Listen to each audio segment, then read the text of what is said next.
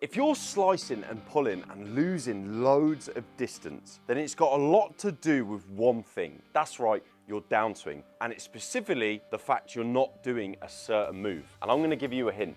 It's got something to do with that. And before you change anything, you need to know where you're going wrong. And because you're slicing and pulling, you have an over-the-top club path and you're casting the club, which means you're using all your power here. Instead of actually using your power towards the ball, you're then coming across the ball. That's why you either get that slice when the club face is open, or when you actually get the club face square, you massively pull it. So what we need to adjust is that swing path and that downswing. Now, what most people think and what most of social media tells you the way to fix this is have this almost feeling of drop in the hands, drop in the club on the inside.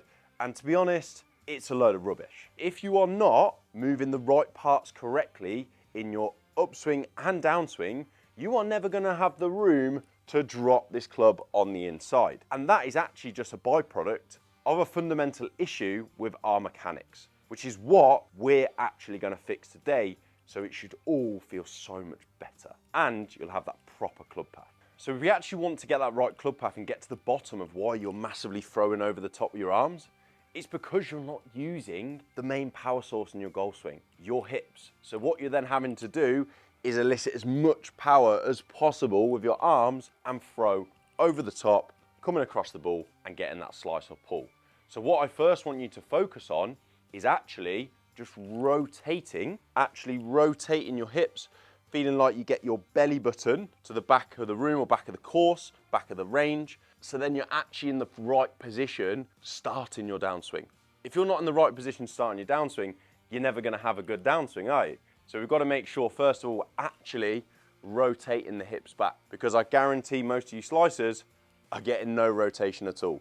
You're pulling the club back here, but actually your whole body and lower body is still facing the ball. So get that rotation properly first. Now, once we've actually got the right downswing and we're in a great position where the whole of our body's turned, our pelvis has turned, we're going to bring in this one drill that I think is just going to change the game for you. You see a lot of people do this at the range, right? They've got the club across their shoulders and you're like, why do they actually do that? What are they actually thinking about? Well, when you fully rotate, you'll find that even with how you're hitting the ball now, you probably are rotating the shoulders enough. That's where you're getting all your power.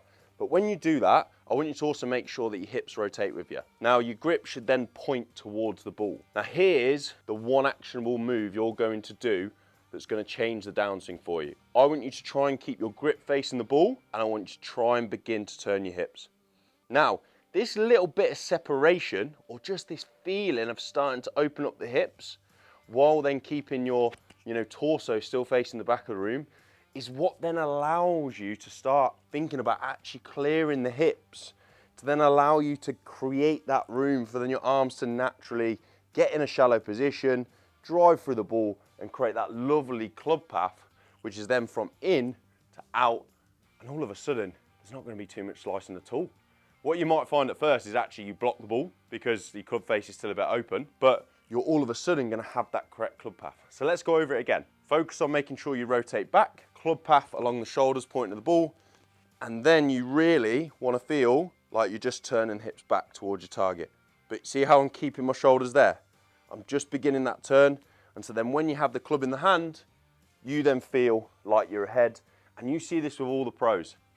Bout buckle, facing the target, they haven't even hit the ball yet. Now, I am very aware that this requires a good amount of mobility. Not all golfers are going to have perfect mobility where they can create separation from their hips to their shoulders and their chest. However, you should still be working together, and your hips and chest and shoulders, if you can't get any separation, should still be working as one through the golf swing. Again, making this drill such a good one to even just have that nice feeling of them hips initiating the downswing and then driving all the way through to get that lovely club path. This is the biggest fix. This is the number one thing I see in beginners, high handicappers, big slicers, that they're simply not doing.